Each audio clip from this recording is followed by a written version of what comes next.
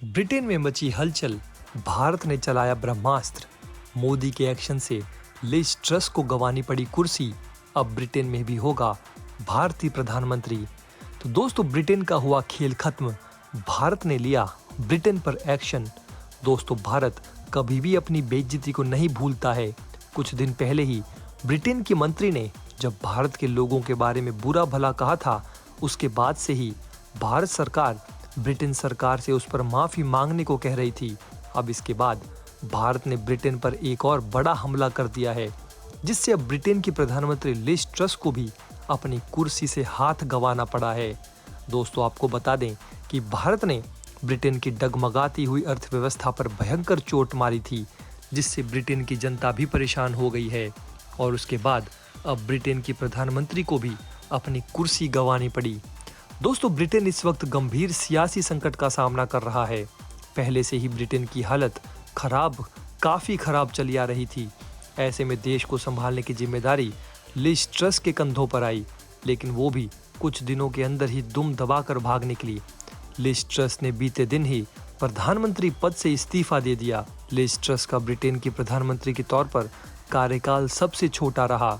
वो केवल 44 दिनों तक ही इस पद पर रहीं। वैसे तो ब्रिटेन के राजनीतिक हालातों पर इस वक्त काफी चर्चाएं हो रही है, लेकिन इस वक्त सबसे बीच जो सबसे बड़ा प्रश्न उठ रहा है वो ये है कि लिज ट्रस के बाद अब कौन ब्रिटेन के प्रधानमंत्री का पद संभालेगा। दोस्तों, देखा जाए तो ब्रिटेन के हालातों को लेकर इस वक्त कई तरह की परिस्थितियां बन रही हैं। अगले प्रधानमंत्री की रेस में वैसे तो कई नाम सामने आ रहे हैं, लेकिन इस सब के बीच दो नाम सबसे आगे हैं। वो ब्रिटेन के पुराने प्रधानमंत्री बोरिस जॉनसन और भारतीय मूल के ऋषि सुनक हैं। आइए जानने के प्रयास करते हैं कि आखिर ब्रिटेन में अब आगे क्या होने वाला है। तो दोस्तों, सबसे पहले बात करते हैं कि आखिर लिज ट्रस ने 44 दिनों के अंदर ही प्रधानमंत्री पद क्यों छोड़ दिया।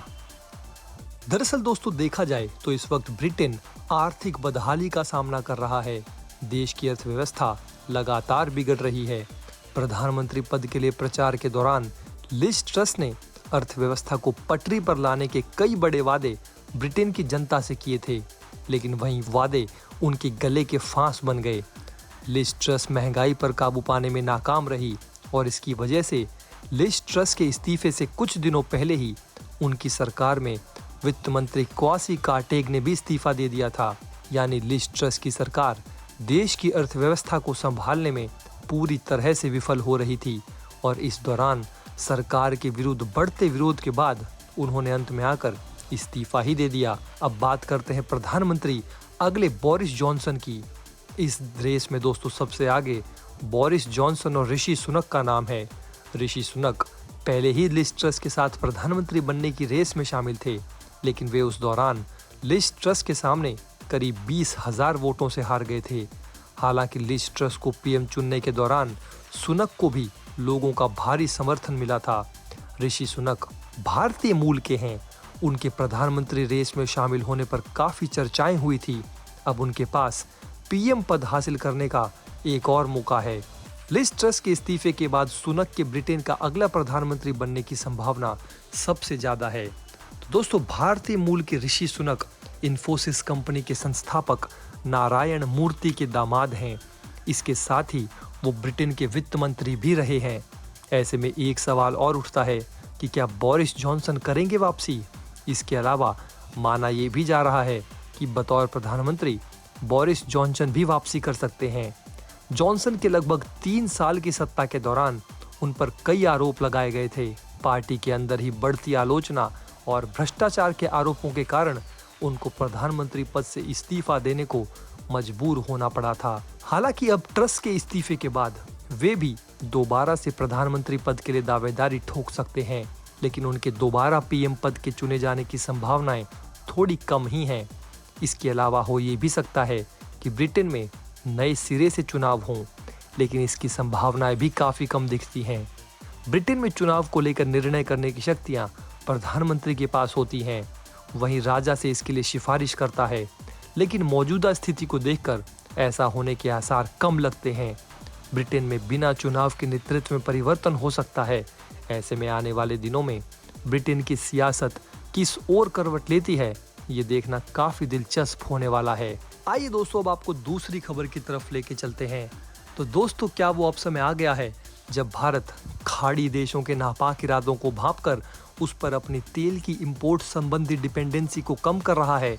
जी हाँ दोस्तों, आंकड़ों से तो यही दिख रहा है और जैसे हालात बन रहे थे उससे ऐसा होना ही था, क्योंकि कुछ इस्लामिक देशों के पास कच्चे तेल के विराट भंडार होने के कारण वे पूरी दुनिया भर में बहुत ज्यादा शेखी बघार रहे थे।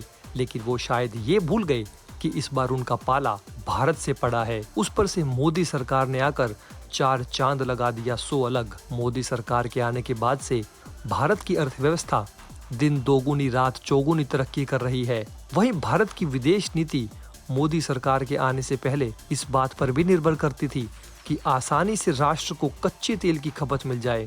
ऐसे में कई इस्लामिक देश भारत पर विशेष दबाव बनाते रहते थे।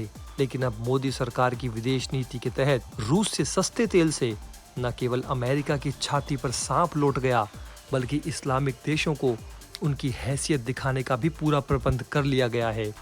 दोस्तों, दरअसल भारत सरकार के आंकड़ों के आधार पर ब्लूमबर्ग की गणना के अनुसार अप्रैल से जून के दौरान रूसी बैरल सऊदी क्रूड की तुलना में सस्ता था और मई में लगभग $19 प्रति बैरल की छूट के साथ रूस ने जून में भारत को दूसरे सबसे बड़े सप्लायर के रूप में तेल बेचा है।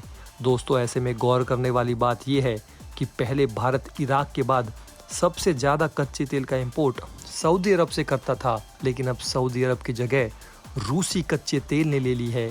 इसमें सबसे खास बात यह है कि रूस यूक्रेन युद्ध के बाद जिन नाटो देशों को सीधे रूस से पंगा लेने का साहस नहीं था, उन्होंने रूस पर आर्थिक प्रतिबंधों का लालच दिया था।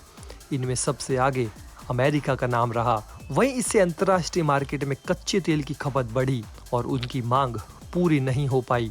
ऐसे में दोस्तों, बात ही अहम ये है कि साल 2021 में रूस भारत का कच्चे तेल के इंपोर्ट देशों में 9वें स्थान पर आता था, लेकिन आज वहीं रूस दूसरे नंबर पर सऊदी अरब की जगह ले चुका है।